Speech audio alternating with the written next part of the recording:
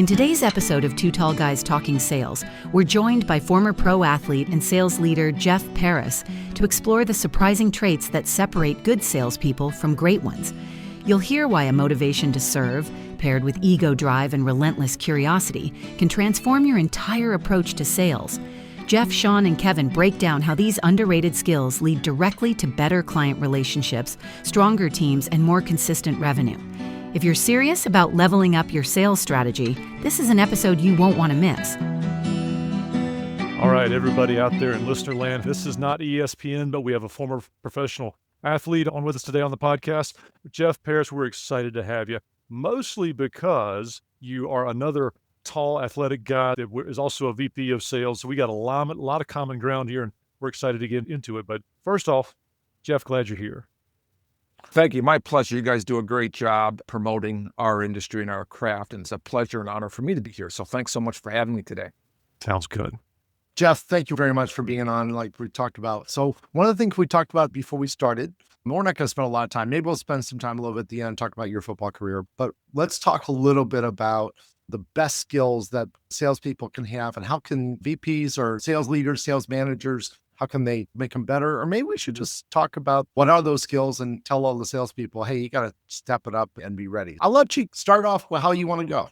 That sounds wonderful. First, I have to say, I think our profession craft of sales is one of the best professions and career opportunities that's out there, right? It's one of the oldest professions, as we like to laugh and joke. And you could talk about great companies, great innovations, great mousetraps, if you will. But at the end of the day, if you can't help people and build customers, and frankly, in our capitalist society, understand how it makes sense for people to pay for those solutions, it doesn't make sense. I've seen some of the greatest companies and ideas rather than companies, not get there because they don't have a gifted and developed sales professionals. And so I think we have a wonderful opportunity in our craft and our profession. And I think, as we can all agree, building the right team is so critical for sales success and having those right competencies. Let's be honest, when we have good professionals that are talented, skilled, and motivated,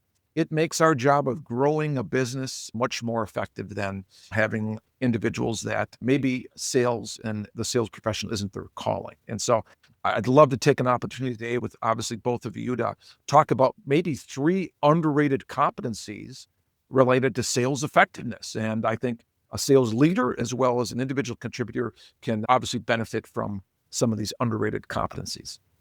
That'd be great. And I want to make sure that for all of our listeners out there, you said prior to us going live, you had this philosophy about teams. I don't want to steal your thunder, but can you rephrase that philosophy of how you approach teams to kick us off into that discussion? Sure. Like you said, I used to be a professional athlete, and I had a lot of great coaches and mentors over the years. And I remember one of my Hall of Fame coaches and really life mentors out of Wisconsin, the name was Marty Crow. And he talked about several of his state championship teams. And one in particular, he said, gosh, you know what? My grandmother could have coached that team to a state title. And his point was, when you have great talent, it's a heck of a lot easier to win championships. And when we think of the craft and the discipline of selling, when you have great sales professionals that are committed to his or her and that team's success, it makes winning much easier from a business perspective. And so I think we have to constantly think about, how do we make our team better? Do we have the right people on the team serving in the right roles? And when you have that mindset, it makes winning a heck of a lot easier. That just really gains a lot of traction. Having right people, right skills, and right seats makes winning so much easier. Yeah. So you teed us up here by talking about the 3 underrated skills of sales people and sales professionals. Let's lean into that. Yeah. First of all, you don't hear a lot about it, but number 1, not necessarily in this order, but the first one I'll talk about is the motivation to serve, right? So sales isn't something we do to people or we do to organizations. I think the greatest and most effective sales professionals are those individuals, and ultimately at that team sort of spirit, that they're motivated to serve their prospects and their clients. We're in the business of helping people. We hear a lot about folks that become the accidental salesperson. as well. And I think what people tend to learn is they love helping others. They love helping organizations achieve their success. And when you bring that spirit, you bring that attitude, and you bring that sort of value to the equation, everything becomes much easier relative to getting them to understand your value proposition as a sales professional when they can sense, hear, and observe that you're there to serve them and not necessarily to do something to them. And when you have the motivation to serve, you also have that discipline to know when to walk away, know when to refer them to a different direction, know when you're a good fit or a bad fit relative to your value propositions. When I build teams, when I help my clients build teams, and when I built teams in my Fortune 500 and startup career, I looked at, does this individual have the motivation to serve? And if he or she did, I knew I had a good starting point, a good building block. And if he or she didn't, there are other careers for them out there. You're not a bad person because you don't necessarily have that. Sales just may not be your calling or your craft. Does that make sense? Totally makes sense. And I love the fact that you drilled in on the idea that sales is about serving, because it really is. People complain that I don't want to go in sales because I don't want to ask people for money and blah, blah, blah, blah. But the real goal of a great salesperson is, Mr. Prospect, let me help you solve that problem, right? Because if I can't solve the problem, then you shouldn't pay for it. That doesn't make any sense. I shouldn't sell you something that doesn't work, that doesn't solve your problem, doesn't achieve your goals. So sales is about understanding what is your problem and how do I help you solve that problem. And I think that's a really key insight, that sales is about service. And you have to really understand, Mr. Prospect, what are your problems? What's going on? How can I make your life better? Talk about that a little bit if you possibly could without taking up too much time, because we're going to run out of time here. We're already halfway through our time here. You're right. It's flipping the script in terms of how you see yourself and what motivates you as an individual. And we hear it a lot. It's about solving problems. It's about improving the status quo. Sometimes people don't realize they have a problem, or sometimes, hey, things are working great, but we're also here to improve the status quo. At one point, the horse-drawn wagon worked. Does that mean Henry Ford shouldn't have invented the car?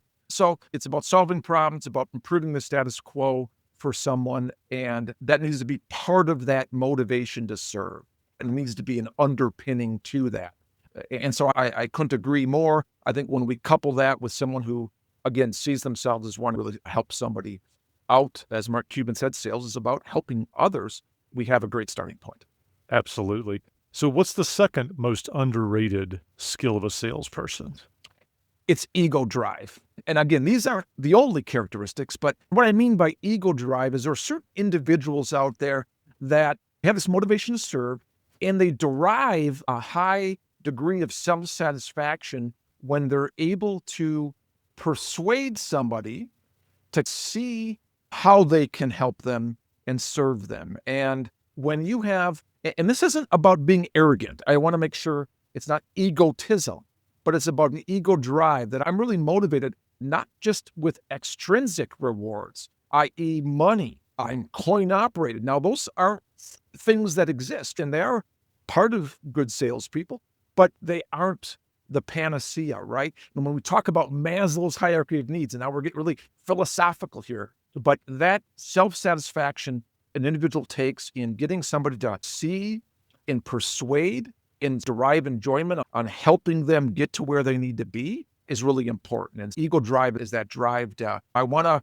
be able to persuade you in a way that I know is going to help you. And you got to operate with humility and not the idea that, hey, everything, and this is going to, there isn't more than one way to see the world and more than one solution out there. But when you have that trait, I think it's a great combination with that motivation to serve. I think you're exactly right. When you're saying that story, I was reminded of a book that I read. You may have read it as well, The Challenger Sale or something like that. It's a great book. The book actually starts out, the premise of the book at the very beginning is these sales trainers, they went out and they surveyed a bunch of salespeople because they didn't see that their customers were making changes, were actually evolving during their traditional sales training that they had done. So they did a bunch of surveys and they found out that the ones that really were succeeding were the challengers, is what they call them. Very similar to what you just described. But the one that actually was like Mr. Customer, I am here to guide you through the process. I'm here to help you. I'm not here just to sell you a product, but actually to drive you through the process. They go through the whole book and explain that. It was really interesting. They said, all that other sales training we did for years, now that I'm sorry, you paid for that and it wasn't any good. Now we're going to choose the right way to do it. But I think that is a very important characteristic. Salespeople need to think of themselves as leaders to be truly successful. Yeah, completely agree with you. That's a great book, by the way. And couple that with their concepts around selling with insight and consensus-based persuasion, hugely effective. Not the only sales curriculum that works, but certainly one particularly in technical and complex sales. Yeah, exactly. And definitely for complex sales. Yeah.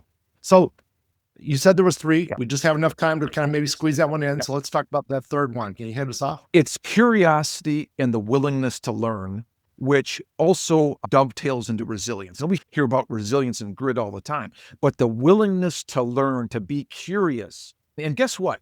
Learning takes effort. It takes energy. It can be tiring. But when you enter into different relationships and you work for different types of service and product companies, there's always learning curves. And I think you have to be humble to see the craft of selling is continuously learning from your clients and from your organization on how you continue to develop a better solution. And you go into sales relationships and calls and activities with the idea that every interaction is an opportunity to learn. And how do I recalibrate what went well in that interaction? What didn't go so well? What would I improve from that? And then how do I continue to build my repertoire of being a more effective sales professional? And so that curiosity, that humility of willing to continuously refine your approach to help people is a difference maker. And I think when you have those 3 things, motivation to serve, ego drive, and that humility and willingness to learn, those are 3 underrated competencies that lead to great sales professionals. So I'm curious about one thing as we start to tail towards the end of our 15 minutes here. You mentioned early on that motivation to serve, someone can be an accidental salesperson. Yeah. I imagine that there's a lot of people on this podcast who listen to us regularly that may not have sales as a professional discipline on their collegiate shingle. So for the person that wakes up and has become the accidental salesperson, history majors, I may or may not be talking to you, what do you tell those people in a digest format about the motivation to serve, ego driving curiosity, and how they can enhance their salesperson's growth? I think they've got to go into these careers and embrace those things and realize that there isn't necessarily a preconceived template for being a sales expert. And when they can leverage these competencies and refine them and define them, it doesn't matter if they're a history major or they're a computer science grad. You leverage these competencies and you go into these things, ultimately with the motivation to help people, you're going to have success. Absolutely. Totally agree. This has been fantastic. Thank you so much, Jeff. And we told you at the beginning, this is going to go really fast, and it has. We probably could talk for probably 45 minutes on all these topics, and I would love to. I really love the whole curiosity thing. I talk about curiosity all the time. We had Patrick O'Donnell on the show a couple of weeks ago, and we were talking about how to get a salesperson up to speed. In my 30, 60, 90 plan, I say over and over again, you need to be curious. You need to be curious about your product. You need to be curious about your industry. You need to be curious on the customer's industry and how they work and all that. Just the more curious you are, the better off you are. So I'm curious about you. How do we get in touch with you if somebody wants to talk to you, if somebody wants to reach out and say, I really want to talk to that guy some more? Again, you guys do a wonderful job, Kevin and Sean. So thank you for the opportunity. I can be reached at jparris@salesacceleration.com. That's with an X. Or just look up Jeff Parris, Parris, on LinkedIn, Vector Sales Advisors, and I'd love to help you out or get you pointed in the right direction if any of this thing. And where are you at again? I make my home out of the upper Midwest in a suburb of Minneapolis, St. Paul, but I have different relationships across the country. Very cool. So thank you very much for your time. And that whole curiosity, that whole learning, constant learning.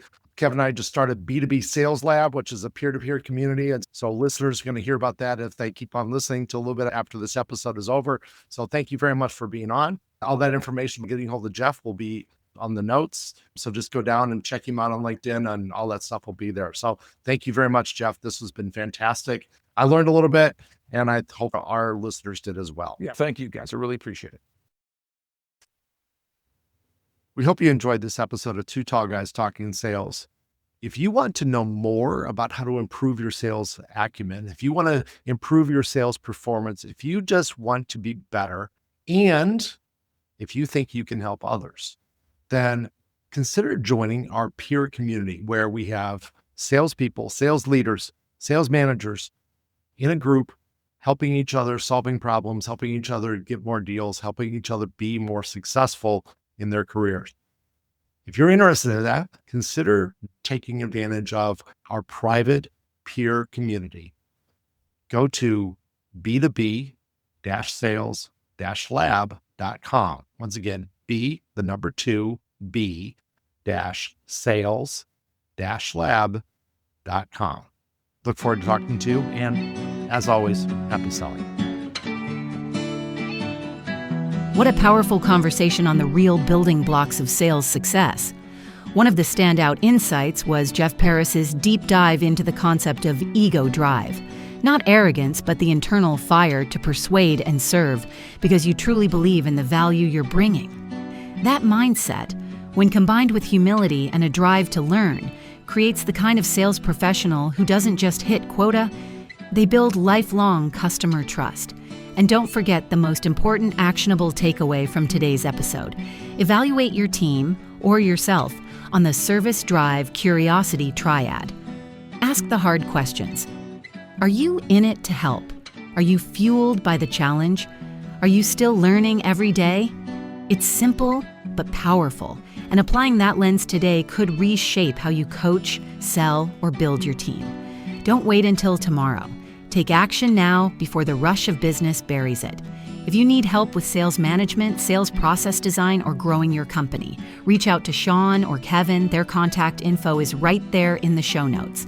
And if you haven't already, check out the B2B Sales Lab, a peer-driven community built to help salespeople and sales leaders sharpen their strategy, solve tough problems, and hit their numbers with confidence. The link to join is also in the show notes.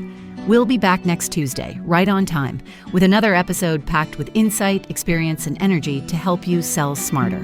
Happy selling!